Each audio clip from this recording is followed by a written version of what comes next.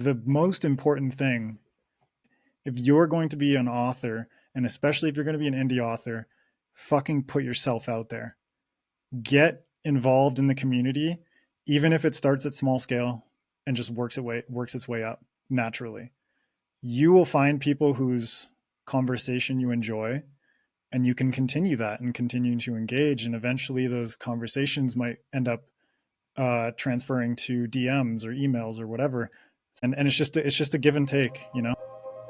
Do you love science fiction and fantasy books? You found yourself in the right dimension. Welcome to the greatest podcast in the multiverse, where each week I talk to science fiction and fantasy authors about myth, magic, and the infinite possibilities of storytelling. I'm your host, Herman Stuernagel, and I'll be taking you on a journey with some of your favorite authors, helping you to get to know them and possibly uncover some new literary gems along the way. Ready to explore? Because on this show, every conversation is a doorway into a different world. Welcome to the greatest podcast in the multiverse. I am so excited to have the great and wonderful, a fellow podcaster, Adrian M. Gibson. How are you doing, Adrian? I'm doing well, Herman. Thanks for having me on. You are very welcome. For those of you that don't know, Adrian is a co-host of the SFF Addicts podcast. If you don't know of that podcast, I don't know what you're doing here. If you happen, we have a lot of cross-pollination, and I can only imagine. Yeah, I would imagine too. So unless you're my wife or my mom and you're listening to this and you're a sci-fi and fantasy fan, you better be checking out the SFF Addicts podcast. But I'll let Adrian introduce himself a little bit more. Welcome again, Adrian. I'm so happy you can join me here today. Oh, me too. Fellow, well, I'm not originally born in British Columbia, but fellow British Columbian because I grew up on the West Coast. So yeah, fellow Canadian. It's always great to have fellow Canadians and fellow British Columbian in some aspect anyway. So yeah, in some aspects. Grew up there. Haven't lived there in 10 years. So okay, but and I have only lived here for 10 years, so we missed each other. But at least we can chat through video medium. So yeah, exactly. Why don't you tell us a little bit, just a little bit about yourself and your writing journey, Adrian, for those that might not be familiar with you. Sure. So I, like Herman mentioned, I'm co-host of SFF Addicts podcast, which I do with my bestie MJ Kuhn, author of Among Thieves, which is just a really great way for us to engage with the science fiction and fantasy community and talk to some really amazing authors from, bestsellers and debuts and just new voices and indie voices and all across the spectrum. On top of that, I am an illustrator. I worked as a graphic designer in the past. I used to be a tattoo artist for 7 years, and, worked in studios, freelance, kind of like self-employed, and also opened up my own studio here in Quito up until the pandemic. And writing is just kind of that thing that has always existed in the background. And it took me a long time to muster up the courage to pursue it more seriously. I'd never finished a story up until the book that I wrote before, Mushroom Blues. Oh, really? Not even like short stories, nothing. Really? I would always start them, or I'd always come up with really cool concepts, but I'd never finished anything. Really? And this world, this fungal verse is what captured me and kind of propelled me to write more, write seriously, learn the craft, and eventually finish a book. That's awesome. Yeah, well, I'm glad that you got to finishing it. That's, you always hear about authors that have stories that they have in the drawer before. I mean, in a lot of ways, I did the same thing. My early writings, I had a hard time finishing anything. I would get started and I don't know if I didn't believe I could finish it or didn't believe I could write something the length of a novel, but it would always have that start and then get kind of shoved in the drawer. So yeah, I definitely can relate to that. So when did you know though that you wanted to write something? Like you obviously had started writing things. How early did that germ start to propagate for you? I honestly don't remember. No. But it's kind of a twofold thing where I'd grown up just adoring science fiction and fantasy in books and in film and television, and absorbing all these different influences from the books that my grandma introduced me to, or the stuff that my brothers introduced me to, which was mostly movies and TV shows, and Mhm. definitely a lot of stuff that like young susceptible me should not have been watching at that age. But it never became like an apparent thing where I was like, maybe I should try writing. It was just kind of a thing that I started doing. Okay. And that was the same with art, where I kind of had these two passions that I just pushed forward with in ways that looking back on it felt quite unconscious, at least in the early years. Right. Like I'd Okay. never written fan fiction or anything like that, but I used to draw fan fiction comics, Cool. just like fill binders with lined paper, and just draw comics, like short vignettes about the characters that I was seeing on TV, or the characters in books, Hmm. and just being like, what kind of adventures could I take them on, kind of Yeah. thing. Right. Right. And so it was never something that I was like, I want to be a writer or I want to be an illustrator. It just kind of grew naturally out of these two creative avenues that I became attracted to at such an early age that I don't even know when that kind of connection happened.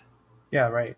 But I mean, that's great though, because obviously you had this creative spark within you, and it just, I mean, without intention, Yeah. kind of came out. And obviously, I mean, you went into a career of illustration and design and being a tattoo artist. So obviously, it needed an outlet in some way. Um, I've who are always some I've of always needed outlets. That's yes, like been my life my life story. yeah, and yeah, I mean that doesn't necessarily have to be I mean um, a conscious thing. It just kind of Hmm. like you said happened for you. Yeah. Yeah. So who were some of those early influences growing up that you talked about? I can do two stages, which is like young, fresh-faced Adrian and older Adrian whose eyes were open to the complexities of more challenging science fiction and fantasy. Yeah, definitely. Talk about some of the early influences, and then I'd love to hear. Obviously, you've been talking to some pretty stellar authors over the last couple of years. I'd love to hear as well how some of those conversations have Hmm. influenced you as well. Definitely. So when I was younger, I mentioned my grandma. She's from the UK, and so she introduced me to a lot of the UK classics. It was like Tolkien and C.S. Lewis. Chronicles of Narnia is just so monumental for me in terms of the the way it transported me, literally and even figuratively, in the line "The Witch in the Wardrobe," when they go through the Right. wardrobe and you are transported to a new world. That was just mind blowing to me. So it was like these kinds of influences, but I also read a lot of Brian Jacques' Redwall series, Okay. which sparked my love for, I think, the ability for someone to present the other, even if it's like anthropomorphized animals, Mm. and kind of develop empathy through this application of non-human characters still being incredibly relatable. Mm. And I Okay. love that so much. Like I loved Yeah. how human Martin the Warrior felt, how human Muriel felt, or the struggles of the Badgers and Salamandastron, and all these different elements of their culture and the way they feasted, and the wars that they fought, and the enemies that they overcame. All of it felt so human, but it blew my mind that it was through the lens of animals. You know what I mean? Right. Yeah. Your introduction to another perspective. Yeah. Yeah. and then Lemony Snicket, A Series of Unfortunate Events, was like, I love that series so much, even though it's kind of like, it's super satirical, but Mm-hmm. the a lot of the humor, I think I didn't explicitly understand it, but it's the kind of thing that just like diffuses in your mind and stays there for the rest of your life, kind of thing. Right. And so it was like series like that. Harry Potter was huge for me because I grew up at the time when the books were coming out, at the same age as Harry Potter, Oh, and the nice. movies were releasing, and so it was just this like, just like it was a cultural movement, Yeah. Yeah. especially for people my age. But I think it was like it transcended different age groups. Yeah. Yeah. Um, Of course. Yeah, I was a little bit older when Harry Potter yeah, came out, but definitely, I mean, an influence as well. And it's so funny when I interview authors. I was like Christopher Rocchio was telling me, he was talking about when Lord of the Rings the movies came out, and he told me his age. I yes, was like, yes. Oh my he god, told me his age. I was like, oh, like I cut it out of the episode, but my eyes just like, you were how young? bulged. That movie came out. I feel so old, but No, but like I that but too. yeah, The Lord of the Rings movies, that trilogy yeah. was just unbelievable for me. I didn't see The Fellowship in the Ring in theaters. Um, when it came out, I would have been 10. Um, the the Yeah, second it was movie, my first year of college, Adrian. That's when that came just like, out. it's just life, man. It's life. We're Yes, here together we are talking. It here doesn't together. matter. Absolutely. So that the Two Towers came out, and I was just like so smitten with the idea of going and seeing this movie. I went to the store with my mom and I bought the VHS for The Fellowship of the Ring. But then she had a bunch of other errands to run, and I was stuck in the car reading this goddamn like VHS case, just reading the synopsis over and Oh wow. over and over again, just waiting to get home and watch that movie. And I went home and I devoured it. And then my brother took me to the midnight screening of The Two Towers, Mhm. and obviously it's like I got home at like 3:30 in the morning, Right. and my mom Yeah. was super opposed to it, but I was like, I want to do this. I want to do this. And my brother took me anyways. And it was so just staggering, like Hmm. the Battle of Helm's Deep and the ways in which, because I think it taps into my sort of soul as like an artist and a writer, Yeah. the way that Absolutely. they were able to tell a story both through spoken dialogue and also through the language of visuals, Mm. in terms of cinematography and even sound design and all this different kind of stuff that melds Every. together in Yeah. such a beautiful Everything. package. Yeah. They really did a Yeah. great job, and I mean I mean, movies don't make movies like that before or after. I mean, that No, was really a gem of a I think it was like a series. once in a generation kind of It thing. really was, right? Yeah. Yeah. Had you read the books before you saw those movies? Yeah. So I Yeah, read The yeah. Hobbit, and I think the first time I read the Lord of the Rings trilogy, a lot of it went over my head because I would have been 9. Yeah, right. I guess that makes sense. Um, Yeah. and there's just I became very enraptured by the idea of elves and orcs and hobbits and all these different creatures, but there were certain parts where I was just like, I have no idea what's going on. Yeah, right. Or like the poetry just like didn't click with me. But going Makes back and sense. rereading The Lord of the Rings multiple times since then, I have so much that I can appreciate about it and about the craft that went into Yeah. that book and that world. And then as I got older, during high school, like I kind of petered out of sci-fi and fantasy, but came back to it in university.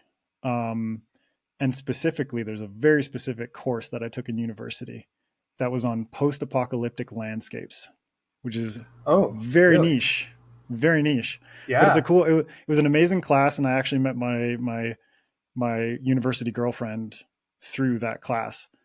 We just happened to sit on either side of a mutual friend. But the class was incredible because it was a combination of movies and literature. And so we Hmm. read "Do Androids Dream of Electric Sheep" by Philip K. Okay. Dick, Yeah. which Philip K. Dick is just has since become one of the biggest influences on my writing and just on the way that I approach, um, I guess, more like experimental avenues Okay. of writing and writing craft. Hmm. And then we were watching like Apocalypse Now and The Matrix. We read Oryx and Crake by Margaret Atwood, and she's another author that is very big for me and Right. her work.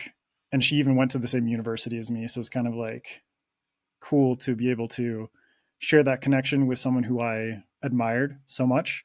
Yeah. And Right. that just sparked my love for science fiction and fantasy again. And ever since then, I've just been consistently devouring new and old works. I would go back and read a ton of Philip K. Dick and Asimov and Heinlein and all these authors from the 60s and 70s. Ursula K. Le Guin, Right. incredible. Classic. Yeah. And that kind of led me to my time in Berlin, where I encountered this unbelievably amazing bookstore in Berlin that is specifically geared towards science fiction and fantasy. Really. And the people who own it are so sweet and very, very passionate about literature and SFF. And they just kind of introduced me to a ton of awesome authors. That's cool. China Mieville, Jeff Vandermeer, and the whole like new weird movement just just blew me away. It was so Yeah. cool. And Jeff Vandermeer for me is like top tier, one of my favorite all time authors and one of my biggest inspirations. Cool. Yeah. And just seeing that fiction didn't have to be so rote. It could be experimental in its form. It could be experimental in its characters and its representations. It could be Hmm. experimental in terms of its world building. And all of that really just built up and accrued over time, again, in an unconscious way where I'm just absorbing everything. Yeah. Right. And what that did is it made me feel confident that I didn't have to fit myself into any particular niche. I could do the thing that I wanted to do and the thing that I felt the most passionate about. So how about then, as you've gotten now into SFF Addicts podcast, like I said, you've talked to a lot of pretty amazing authors. How much of that has influenced this being your debut book, and how much of that have you kind of drawn from as you've put together this work? It's been huge. Yeah. Honestly, like not only have I had the chance to talk to some just ridiculously talented people, like my first episode was an intro episode, just kind of introducing people to the podcast, and my second episode was with Hugh Howey, Wow. and That's awesome. he just opened my eyes to the possibilities of self-publishing and how not everything had to be so narrowly focused on traditional publishing and the route of agents and editors and whatnot. And since then, I've had the opportunity through SFF Addicts, but also TBRCon, which I've helped organize for the last couple of years, to meet and interact with and become friends with hundreds of authors, hundreds of people whose work I had loved before, Hmm. and now I get the chance to talk to them and pick their brains Yeah. about this mutual love that we share. And that is, I've never taken that for granted. Right. It Yeah. has been life changing for me. And I am so thankful that I've had the opportunity to be able to do this and to, you know, meet friends who I talk to every day, to, you know, talk to authors whose works I love, and at the same time be able to kind of flip that around and give back to the community as much as I'm taking from it. Yeah, cool. Yeah, I know we were talking a bit before we started recording about that as well, and it is a cool thing to be able to chat with other authors. No matter where they're at on their journey too, um, Mm-hmm. just to be able to uh, learn from them, but also just chat about. I mean, our the experience that we have writing, because I think writing can be a lonely journey. If you allow it to be, but being able to Mm-hmm. have kind of right away. I've like I said, I haven't been doing this for super long either, but all of a sudden you start connecting with other authors that you can chat about what's happening, and you have these author friends that are kind of doing um, that are doing the author thing as well, and Hmm. you're able to to work with them, interact with people that are just incredible writers. Like it's Yeah, so and on cool. top of that, it's like being able to um, hear about their not only their writing but their life and the things that make them tick. And when it comes down to it, it's like we as writers are creating these fictional personas and these fictional worlds and trying to populate them in ways that feel natural. Right. And I feel that authors talking to each other like this is the best way for us to learn about people. It's like, yes, authors are a very unique subset of society. You know, we're quite like weird or often reclusive or just very passionate about things that many people might not be passionate about. But at the same time, the willingness to share that, whether it's life, whether it's writing and craft or different ways to approach certain aspects of the process, there's just uh, an unrelenting wave of passion and um, a willingness to devote time not only to the craft but also to the expression of love for it and the willingness to get on a podcast or go to a convention or do a signing or whatever. Just get out there and talk to other people and teach them and learn from them and kind of Yeah. enjoy this beautiful mutual exchange. Absolutely, yeah, and and really share share their experiences and wisdom, and every author I've talked to, at least, is, I mean, they're like, well, they kind of, it kind of feels like they feel like they're just fumbling along with it, Yeah, and yeah. and they're like, yeah, well, this is what I do, but I'm not really sure, and it's like, you're obviously, like, it's working for you, Hmm. right? So, um, but their willingness to, like, uh, to share, and a lot of them are humbly sharing. Like, Hmm. well, I don't know what I'm doing, but here you Yeah, go, which is kind of right? funny So, because MJ and I do this, these master classes, mhm, which obviously the phrasing might come across as a bit intimidating for some people. And we've had authors yeah, who have told us like, I don't feel in like I'm in a position to teach a master class. And MJ and I have to kind of just like play cool, don't worry about it. We prepare the questions. We want you to talk about something that you're passionate about. So you pick the topic, but right, we're going to prepare some questions so that there is like a baseline that we can work from. And if we decide to go off on a tangent, then cool. But yeah, it's not like, the masterclass platform like masterclass.com is paying you to do like a 12-hour like 20 video series or anything like that. It's like, no, it's just a conversation. hmm, And like you said, every single person who comes on, regardless of the stages that they're at in their journey, has beneficial feedback and advice to give.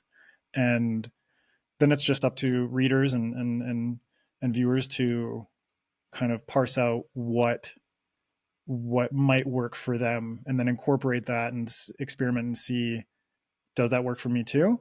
And if it does, amazing. If it doesn't, hmm, cool, you learn something else about yourself. yeah, yeah, really cool. Yeah. Talking, I guess, about what you've learned from other authors, and moving into a little bit about promoting your book. We talked. You lifted the curtain a little bit before we hit record, but I do want to get into your marketing plan, because you really have developed a robust marketing plan, especially for a debut author. And I feel like there's been definitely been some influence in your connections with other authors and what you've put Mhm. together. But can you talk a little bit about kind of, you put together like this huge indie author tour, this booktube tour that I don't think I've seen any other author release such a full lineup of interviews as you have. But I mean, you have a trailer out, you've got all sorts of things out. So can you talk a little bit about how you decided to put what together, and I guess the strategy involved? Of course, yeah. Well, I'll go back to the pre-recording spoiler. I pulled a lot of this out of my ass.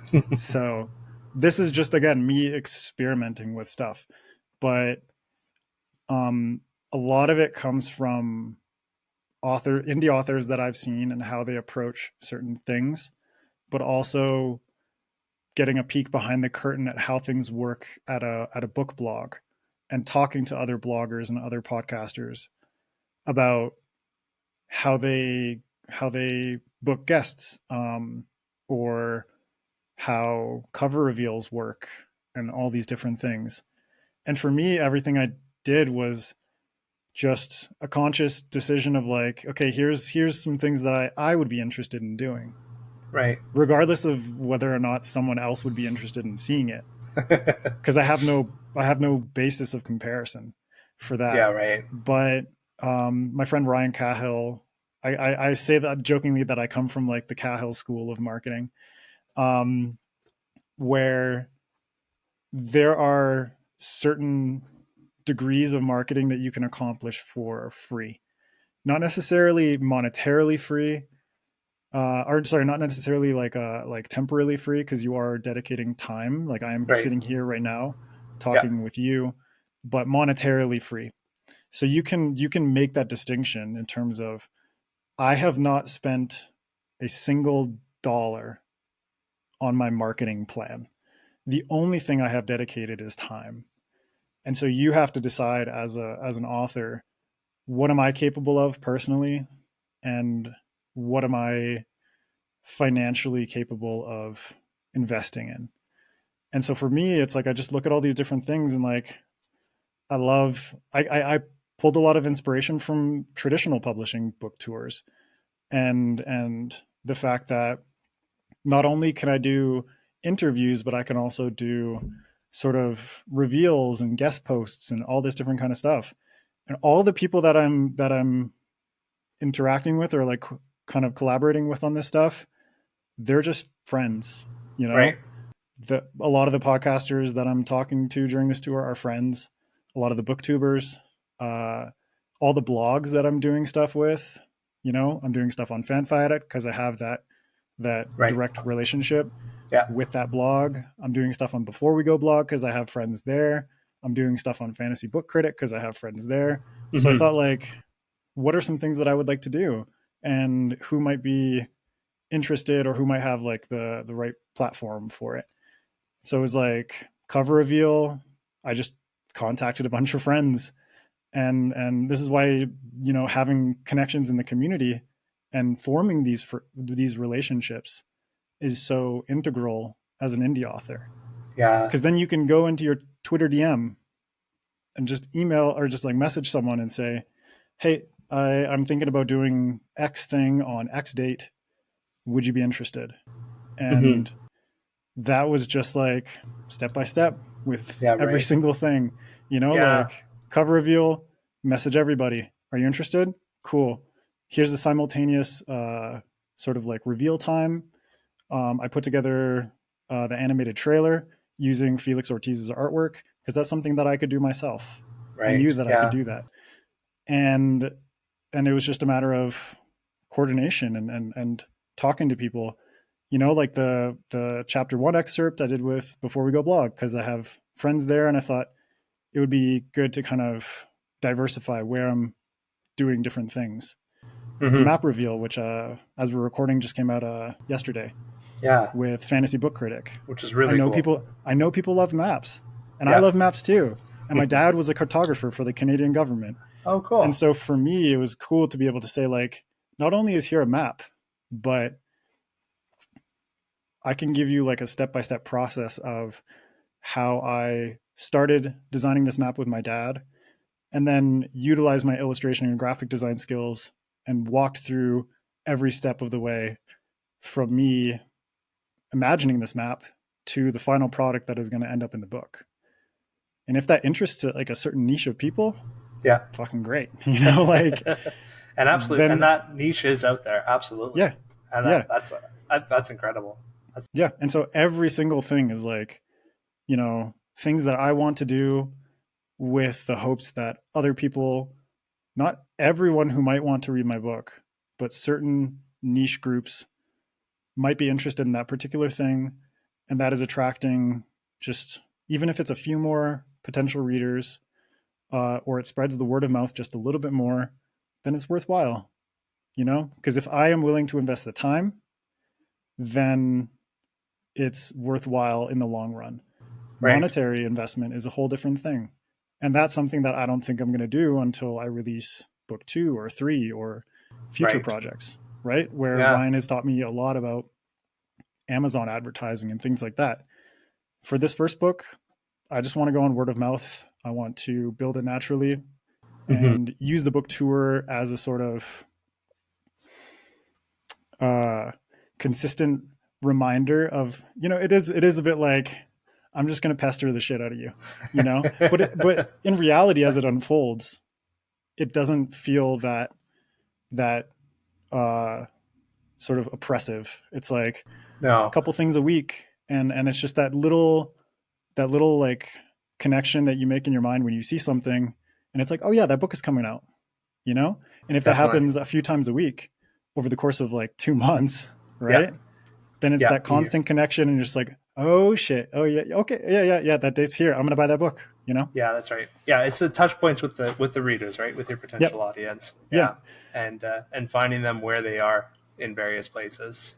Right. And different audiences for different podcasters and different booktubers, Hmm. different audiences for the different blogs. And like the cover reveal like blew up. It had a huge reach on Twitter. Patrick Leo, the booktuber, picked it up. Daniel Green Yeah, picked it up, and now we're talking on Instagram. And I'm going to that's send him an awesome. arc. Like That's all these awesome. different things happened, Yeah, but all of it is without a single penny being invested, a single dollar, not even like a penny. I haven't invested anything other than my skills and my time. So it's good to kind of approach it as understanding your skill set and figuring out ways to best incorporate that skill set. And I would even consider socialization and like connecting with other people as a part of that skill set.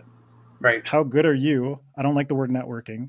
How good are you at connecting with other people such Right. that you are not taking advantage of them, but you are engaged with a legitimate and genuine relationship such that you can ask a favor and give back to them at a future point. And a lot of this stuff is quite reciprocal. You doing a cover reveal on a website actually gets more views for them. And so it's this very good symbiotic relationship. Hmm. Well, and I think to your point, I know we were talking a bit about this before too, but you did a lot of legwork well before you probably even put the first word down for Mushroom Blues.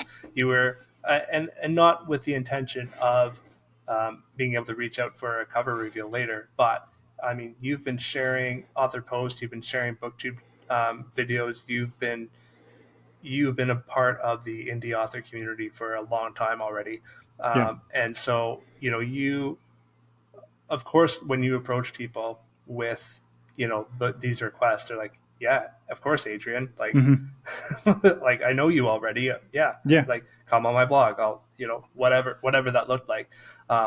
And one of the coolest things that I've seen, especially in the past year, because it really took me until the past year to kind of figure this out, that how close of a community the indie author, Mm-hmm. especially the SFF indie author community And for is. me, it even transcends Indian traditional. It is, Yeah, yeah. there are so many traditional authors who are interacting and friends with indie authors. And Hmm. I think there's just like the Venn diagram of connection is just a mess, but it's a beautiful mess. Yeah. And it goes into the podcasting space, it goes into the booktube space, it goes on a TikTok, it goes all over the place. And the most important thing, like I don't even think this is like very fresh advice, but it's like, if you're going to be an author, and especially if you're going to be an indie author, fucking put yourself out there. Yeah. Get Absolutely. involved in the community, even if it starts at small scale and just works its way up Hmm. naturally. Yeah. You will find people whose conversation you enjoy, and you can continue that and continue to engage, and eventually those conversations might end up transferring to DMs or emails or whatever. something more private, um, just the benefit that you get from these other people, Right. with the express knowledge that if you help them, they will help you back. And it doesn't have to be like one to one in terms of sort of like scale and like reciprocal sort of value. It could just be Right. a small thing that you do for them. They do a huge thing for you, you Right. know? Yeah. Yeah. And If you're, it's just a give and take, you know? of course, yeah. And if you're genuinely part of the community, I mean, I've found it really welcoming. I think it's a matter for me. It was a matter of finding where the science fiction authors were hanging out, Yeah. because we mentioned this before. I mentioned this on my interview with Caden, Caden Love as well, which I think will air. Shout out to So Dr. Love. yeah, I think it'll air a couple weeks before this one came out. If our listeners haven't listened to that one, they should go back and listen to it because it was a lot of fun. But I was talking with Caden, like if Twitter is good for nothing else, literally nothing else, but science fiction and fantasy authors, Yeah. and it just seems to be the place that they've um, built this community and interact with each other, and nothing else has really been able to replicate it or replace it yet. Yeah. Um, but But it's yeah, weird because like so much of Twitter outside of it is such a it's, cesspool. it is, and it took me And 2 years to figure out 2 years into my writing career before I was like, oh, this is where the sci-fi and fantasy authors are, mhm, because like I hadn't been on Twitter for 5 years up, like right. until that point, right? Like as soon as, especially as soon as COVID hit, I'm like, well, I'm off of this thing. But Yeah. I forget, I posted one tweet randomly on Twitter, like when I think it was when Eclipse first came out, and it blew up. I'm like, these are where all the people are, right? These are where all the sci-fi fantasy fans are. Hmm. So if you Which are, is why like me doing a cover reveal on Twitter, yeah, I mean it happened on multiple platforms, but Twitter was by far the largest engagement. hmm, And it's strange that Twitter is so integral in that way. hmm, Um, but then I can also appreciate the fact that there there has been beneficial and positive sort of communities that have developed on a platform that is very very hit or miss and way it more often is. missed than it is hit. Yeah, totally. I feel like it's because of the echo chamber that Twitter is, that Yeah. the algorithm really keeps you in your space. So if you're interacting with this community, Twitter kind of keeps you within that community Hmm. and doesn't send you usually somewhere else. If you're pretty focused on your intent of being there, I feel like that might be it, because with some of these other platforms like Blue Sky, nothing I see on Blue Sky is relevant to me, so I don't Hmm. spend any time there. Um, Instagram's kind of hard to interact with other, build the same sort of conversation that you can on Twitter. So yeah, it's a weird thing for sure. Yeah, but at the very least like I can appreciate the fact that I I started at Fanfi Addict because of Twitter, like January 2020, started just like signed up because when I was a music journalist back in university, I was on Twitter because that was where like a lot of musicians and like music related stuff was Right. happening too, Yeah. which was also like a very interesting like niche community, Hmm. um, with I think quite a bit more toxicity, Okay. just because of the way the music industry functions. But the publishing industry isn't that much better. I will say that they're both pretty terrible in a lot of ways. But yeah, just like signed up in January and then didn't really engage that much with it. Saw some people like some recurring sort of like names, Hmm. and then decided like I used to be a journalist, so I'm gonna see if I can find a book blog that I would like to write for and just like write some Cool. reviews and kind of see how it goes. And Hmm. Fanfi Addict was just the first one that I happened to reach out to. Not a great find. And Yeah. because of that, I was just like thrust you know, into the community in a way that I had never expected. Right. And by August, no, this was 2021, not 2020. Apologies. By August 2021, I had started SFF Addicts, and from there it's just like been a snowball effect That's of awesome. everything. And now it's like I met MJ through all this, and she's my best friend. I met Crystal Matar through this, and she's amazing. Like Ronnie Verdi, who's a just like such a good friend of mine, and all of this happened because of Twitter and these random sort of connections that brought us together, whether it was through the podcast or whether it was through mutual uh, contacts or friends on the platform. It's like, Yeah. yeah, it's a lot of it is just happenstance. But for any authors out there who are not engaging in social media in this way, I think you're missing out. You can choose the level of interaction and the level of investment that you put in, Yeah. but if you just skip it out entirely, I think you're missing out on a lot. Absolutely. I totally agree with you there. So let's, Adrian, let's shift a little bit. I do because I do want to talk about your book. You have your Segue. debut author, yeah, your debut novel coming out. Um, it is a really cool concept of a book, my friend. Thank Can you. you tell us about Mushroom Blues and what it is all about? Okay, so I'll give the elevator pitch, Yeah, and then we can dig deeper into it. sure. So Mushroom Blues is the first book in the Hoffman Report series and the Fungalverse shared universe, which is sort of like interconnected fictional universe that I've created, which will incorporate the Hoffman Report and various other series set in this world. But Mushroom Blues centers around homicide detective Henrietta Hoffman, and she is thrust into an investigation solving the murder of a dead child who washes up in a bag on a beach.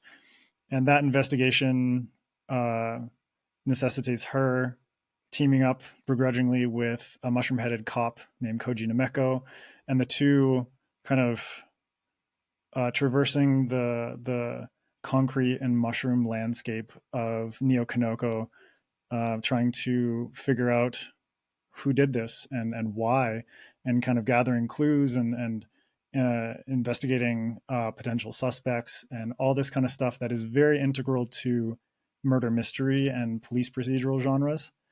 But surrounding all of it is just lush mold and mushrooms and mycelium and all these things that kind of set the book apart in the sense of genre, you know, mixes of body horror and mystery, but then you mix that in with police procedurals and psychedelics and all these different kinds of things that become incorporated into the story. And ultimately, this is a journey of Henrietta Hoffman and her awakening and acceptance of the wrongs of her past and the traumas of her past, and coming to the realization of what she has done wrong and how she can do some semblance of good with the rest of her life.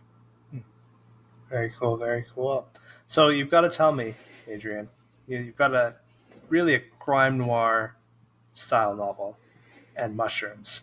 Yeah. How did this come to be? How did this? I see the the beautiful illustrations you've done behind you there of mushrooms. So obviously this is something that has traversed this book, but how did this concept come to fruition for you?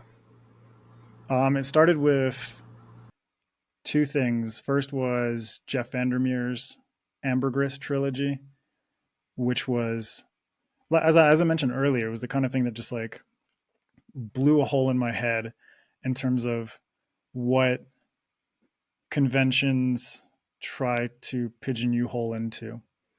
And specifically the book Finch, which is the third book in the Ambergris trilogy, and is a police. It's kind of like a noir set in a city of human colonizers who have once again been taken over by the fungal people that they forced underground. Okay. And so it's this really interesting colonial narrative. And Mushroom Blues and a lot of the fungal verses is very much in direct conversation with that trilogy and Vandermeer's work, because it's just been so inspirational to me. And so like the idea of mushroom people just fascinated me so much, because obviously I'd seen like Toad and his race of people in the Mario series, but they're Yeah, like right.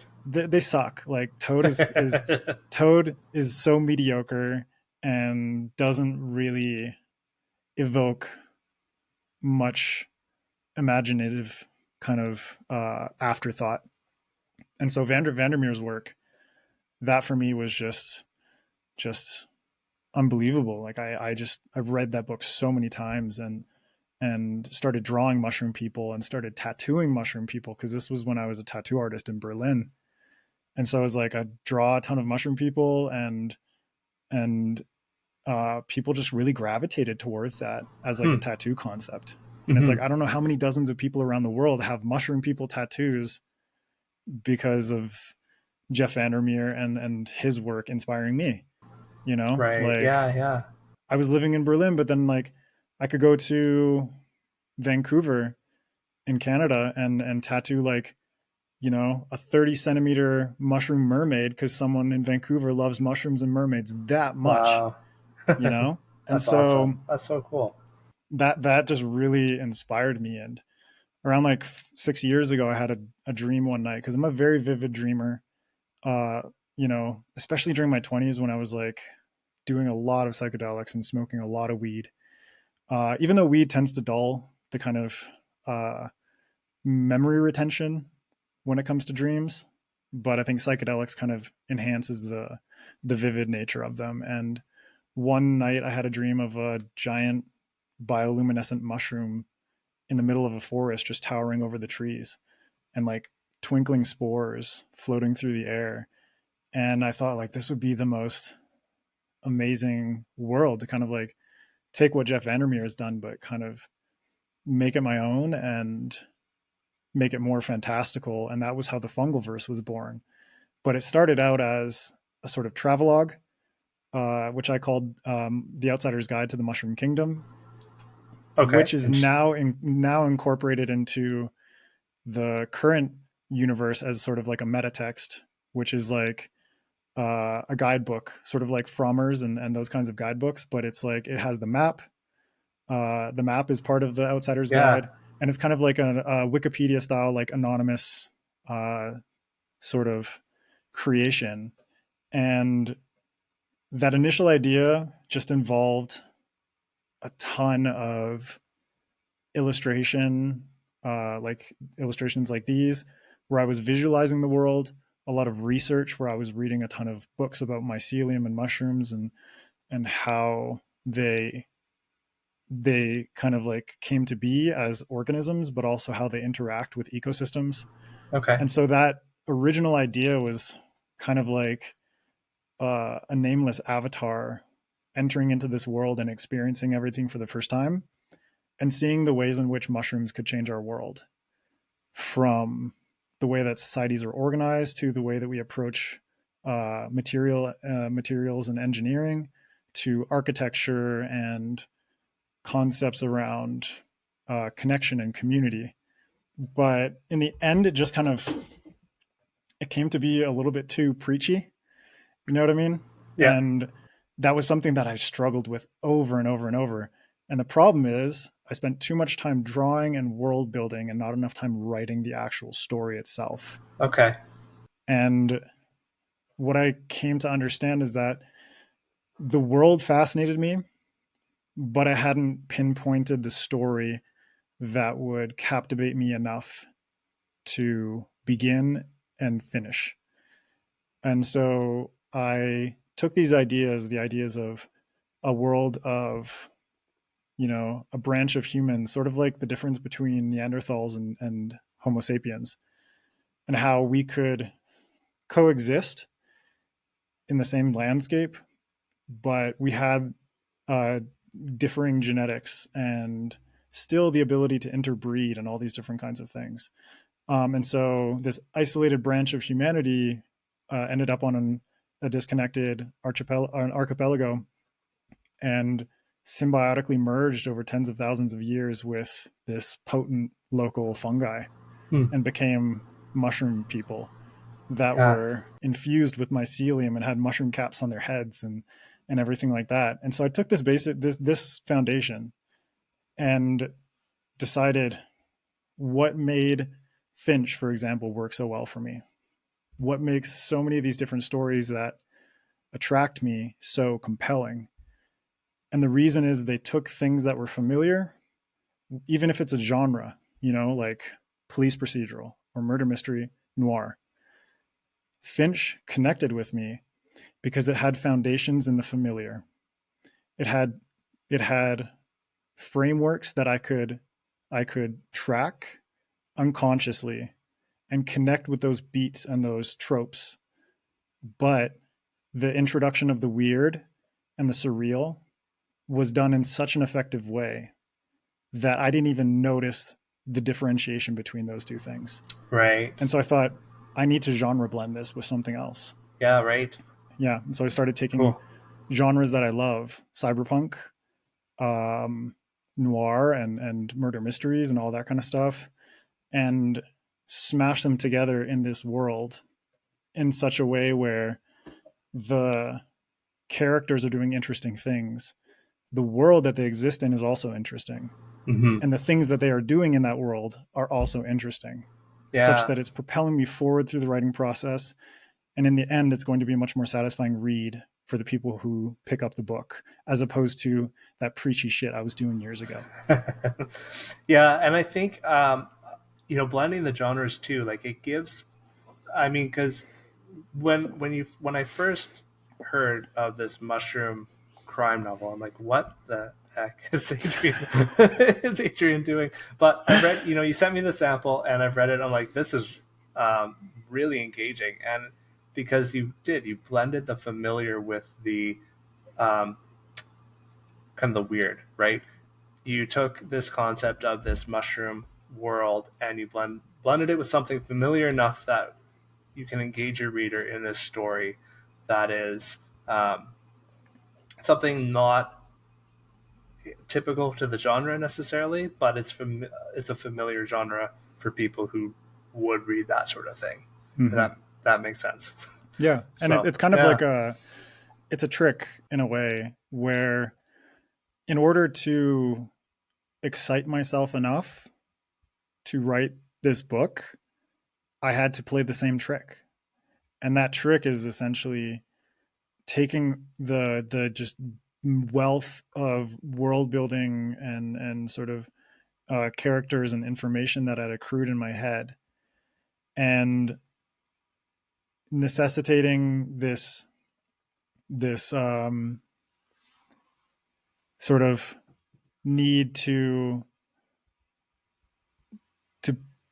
okay, let me rephrase that. um Avoiding this compulsion that I had to put everything on the page. And so the trick that I had to play with myself is, what genres compel me. And I looked at, shows like True Detective, movies like Seven and Blade Runner, and how those lay a very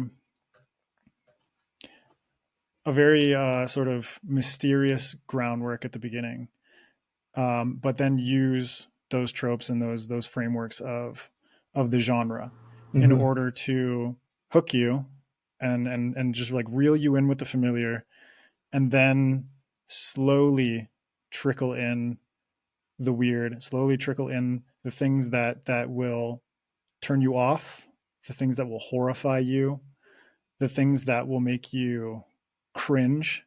And so that's where like body horror elements come into it. It's like the deeper you go, the more twisted and dark and surreal it becomes. But by that point, you're already in it, you Right. know? Yeah. And that was how it was for me when I was writing it. By the time I was like, holy shit, this book is getting wild, I was deep in it. Right. And I was Yeah. I was invigorated by the the idea of where the story would go and the conclusion that it would reach, you know? Yeah.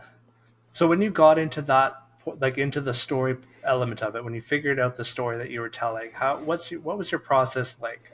Because I know you were saying earlier that previously you've had problems finishing. Did you outline it out? Did you pants it? What did it look like when you sat down and started putting the actual story on the page? So this started out as back to the Cahill marketing school.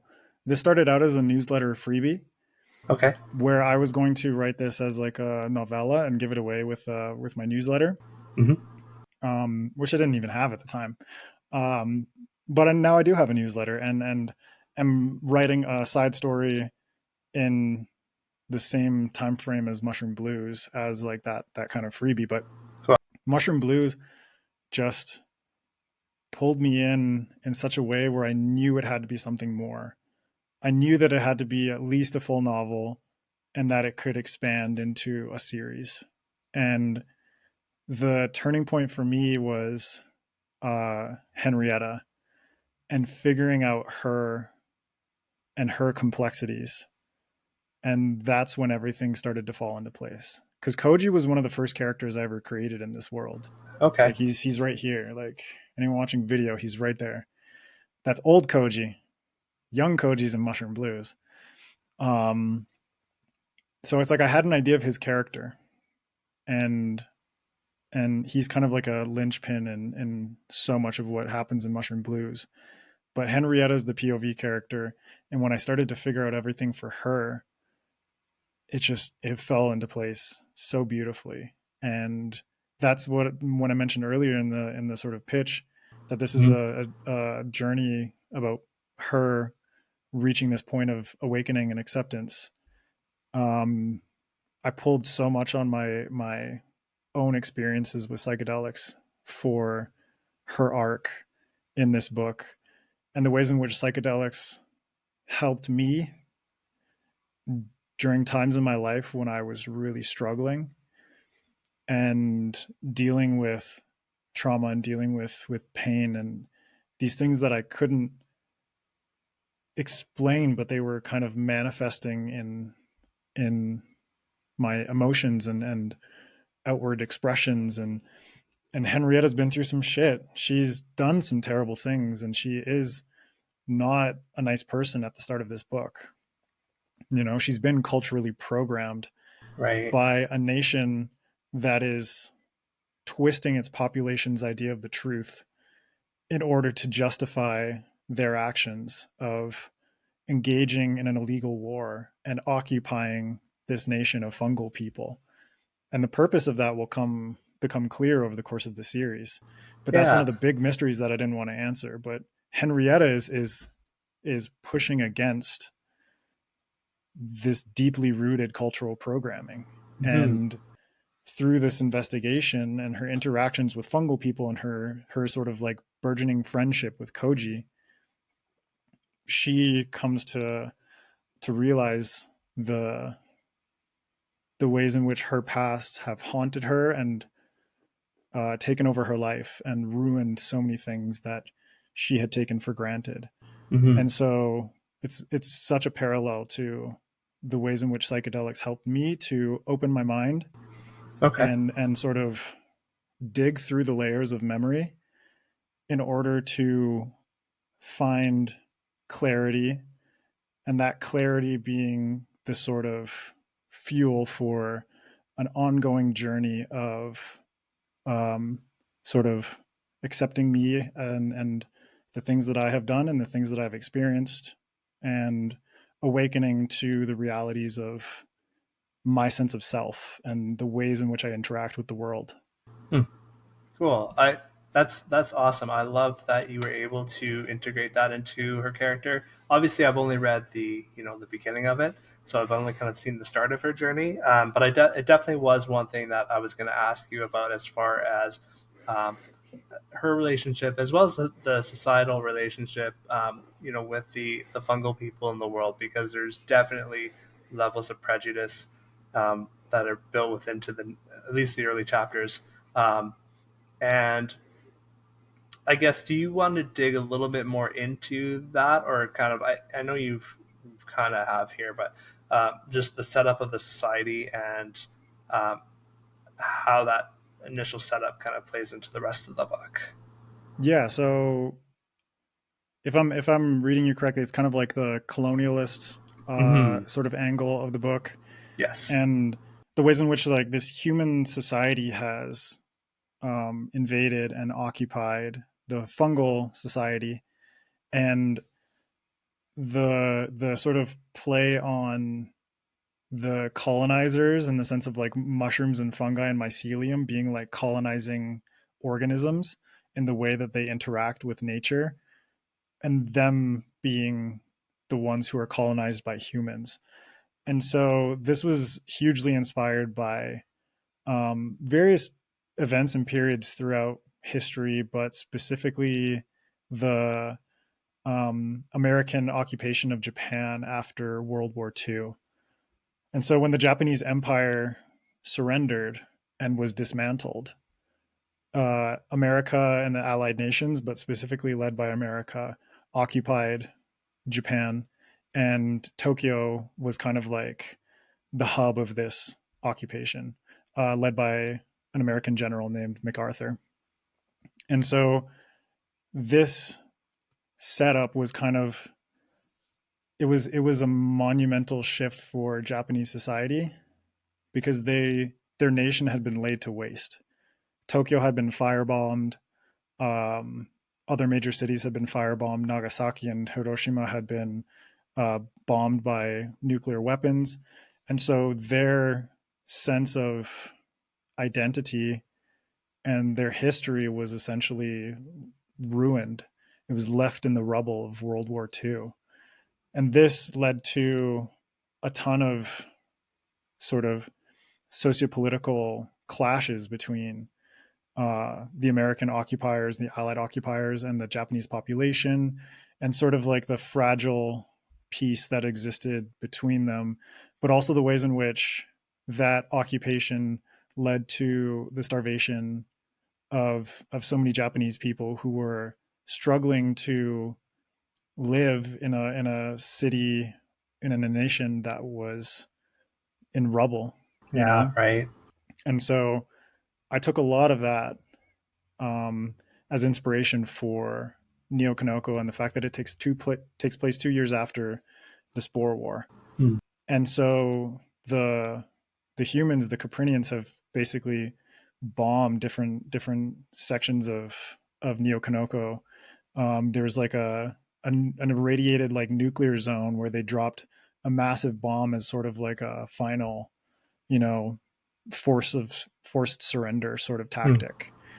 And so that has left the fungal people in a state where they're, you know, subjugated, which is where like my comparison of District 9 comes into play, Okay. where there are Yeah. these sort of alien uh, beings, this like alien race of fungal people who has been forced into ghettos and refugee zones, and or you know, like a sort of an ad hoc mycelium island community called the Shelf, which is built on the ruins of a bridge Hmm. that the invaders have destroyed as well. Yeah, And so it's right. kind of like, it was very important for me to humanize the fungal people, not just to other them and kind of use them as a contrast to anything.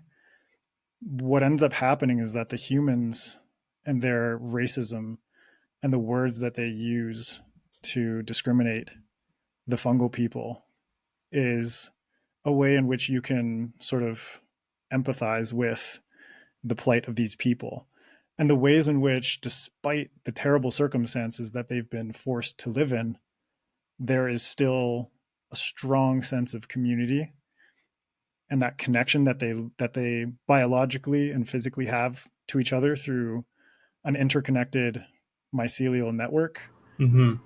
sort of like an empathic uh, form of like sort of like a brain to brain communication. Right. And so Right. the sense of community that they have, the fact that there are even glimmers of hope, despite the fact that they're being beaten by military soldiers, or that even advantageous fungals are, you know, forming gangs and using those gangs as vehicles for accruing power and oppressing other people.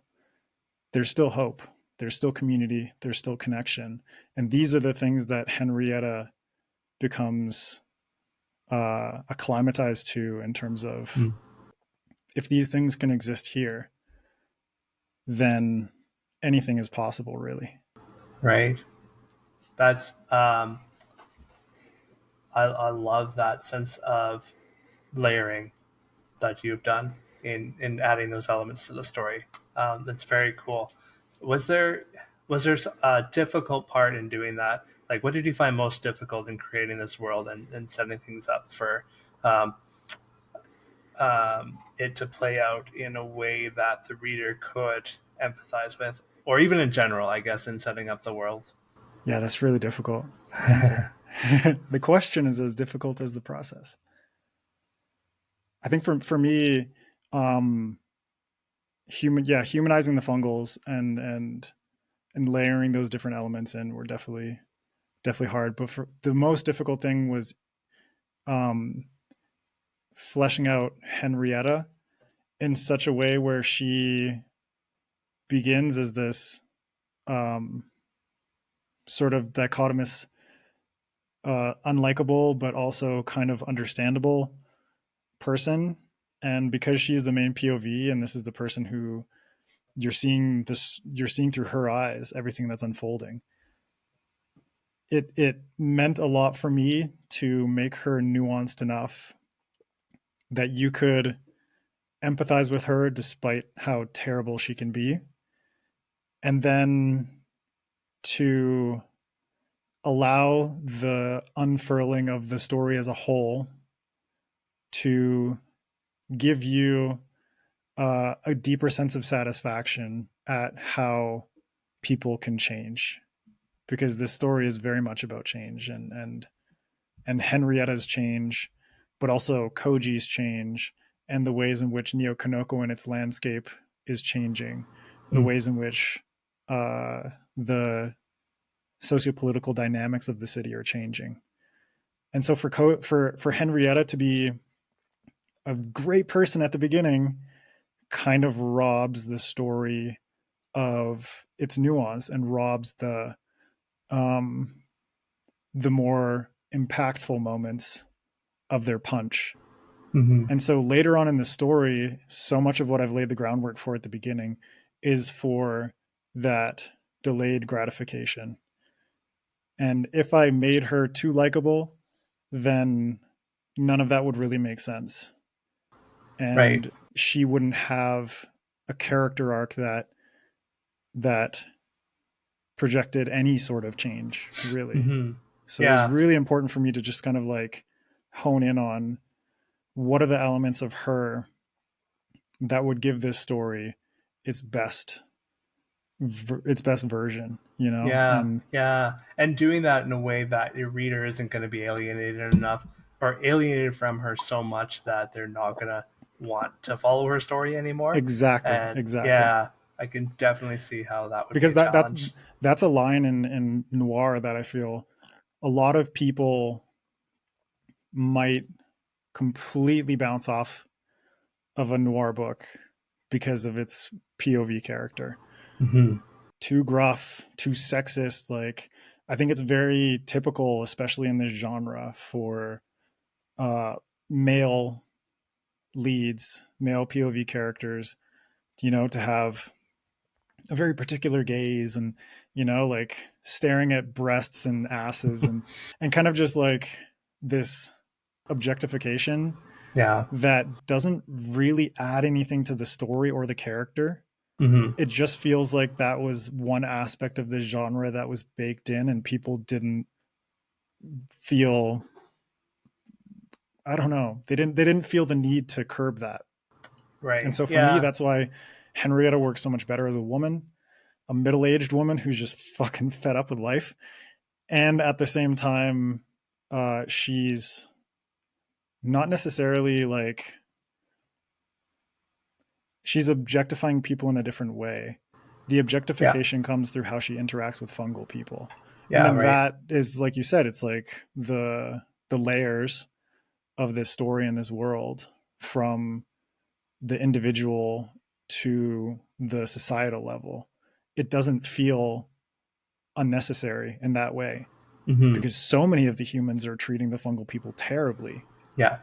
And so you Yeah. get that complexity when Henrietta starts to push back against that. Hmm. Yeah, and that, and that really also speaks back to when you were talking at the right at the beginning of our conversation about Redwall and Hmm. seeing through another character's point of view. Empathy. Yeah.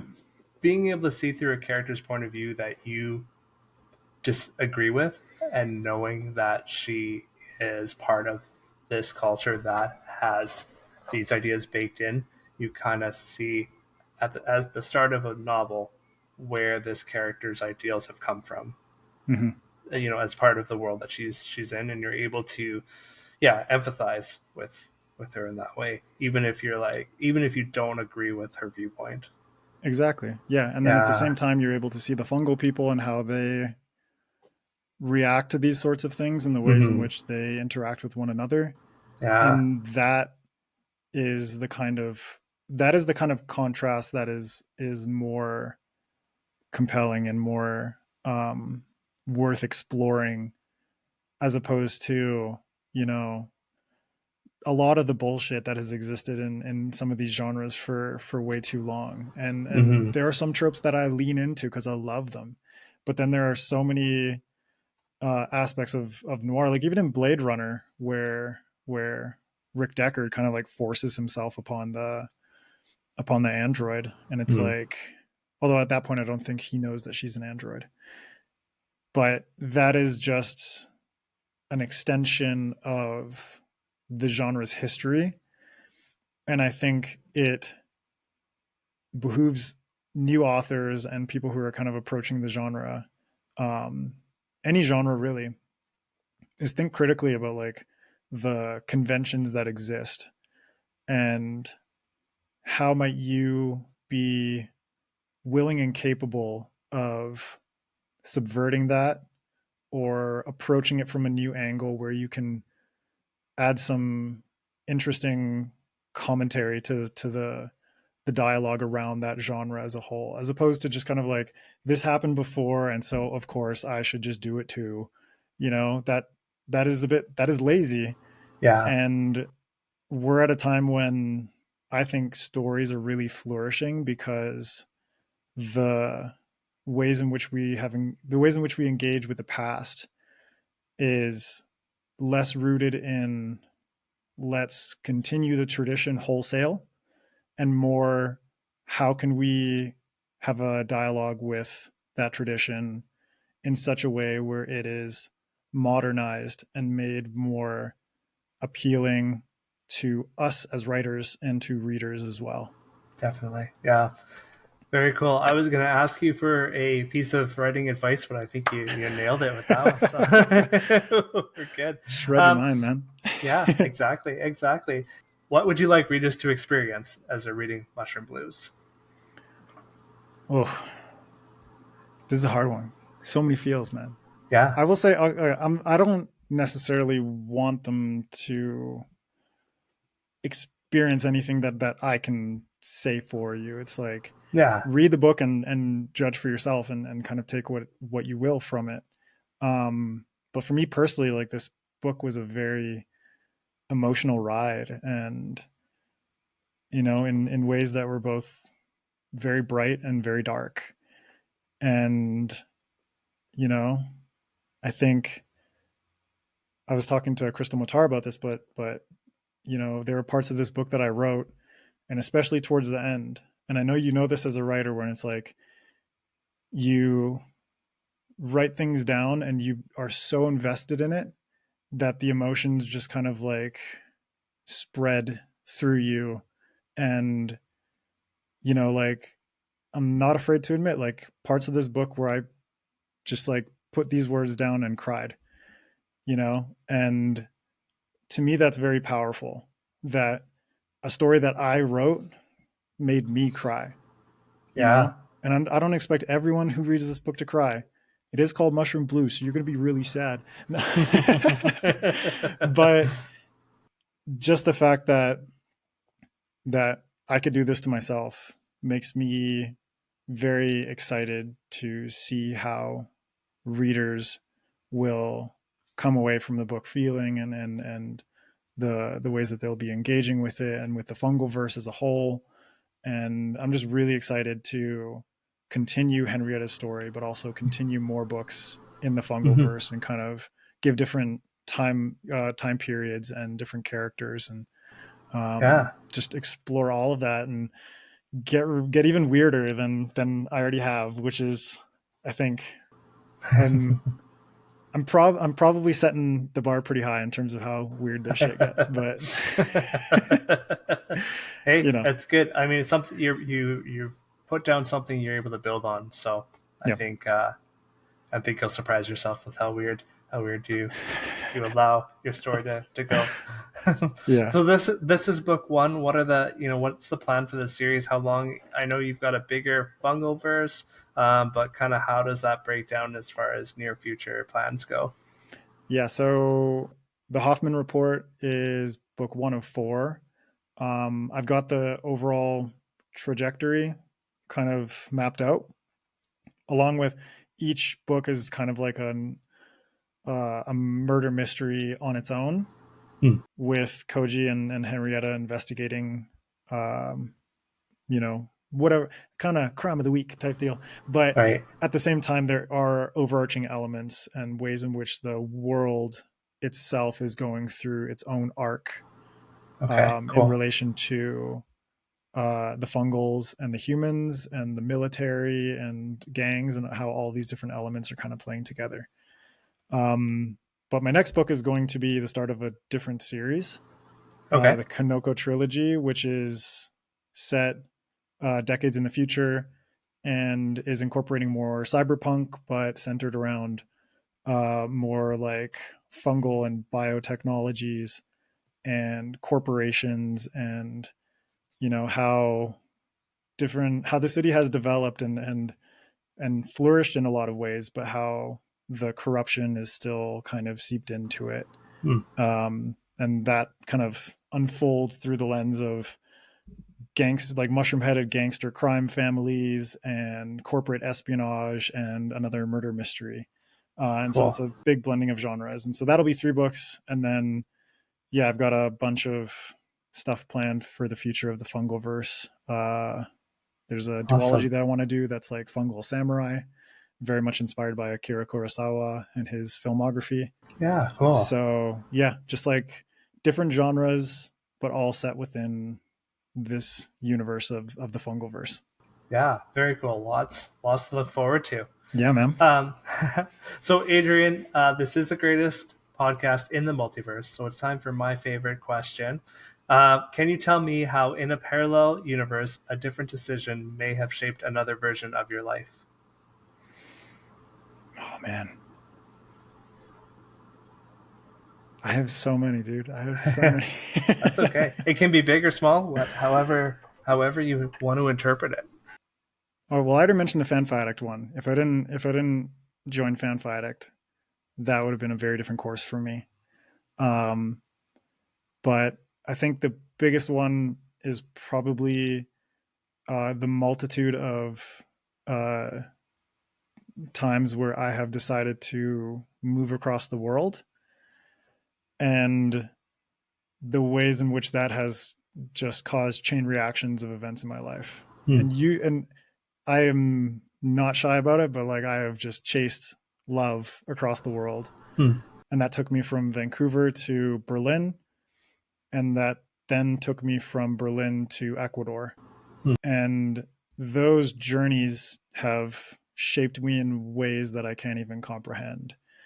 And so Absolutely. if I hadn't gone to Berlin, I would never have become a tattoo artist.